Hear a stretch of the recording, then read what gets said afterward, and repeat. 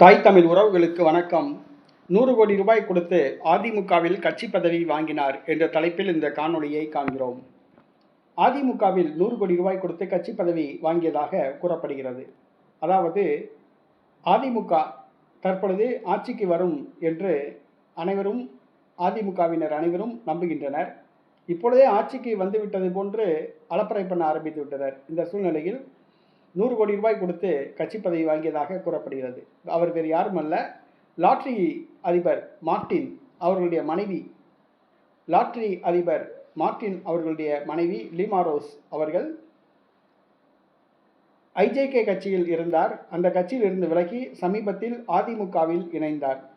நேற்றைய தினம் அவர் அதிமுகவின் மகளிர் அணி துணை செயலாளராக நியமிக்கப்பட்டுள்ளார். வருகிற சட்டசபை தேர்தலில் திருவாடனை தொகுதியில் அதிமுக சார்பில் போட்டியிட உள்ளதாக கூறப்படுகிறது. இவர் தமிழக வெற்றி கழகத்தை சார்ந்த ஆதவ் அர்ஜுனா அவர்களுடைய மாமியார் ஆவார். புதுச்சேரியில் லட்சிய ஜனநாயக கட்சி ஆரம்பித்திருக்கிற சார்லஸ் மார்ட்டின் அவர்களுடைய தாயார் ஆவார்.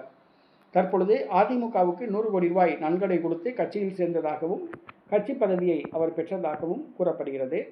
அதிமுகவில் உழைப்பவர்களுக்கு தான் கட்சி பதவி வழங்கப்படும், வேலை பார்ப்பவர்களுக்கு தான் கட்சி பதவி வழங்கப்படும். தற்பொழுது இந்த கட்சி பதவி பணத்திற்கு விற்றதாக கூறப்படுகிறது.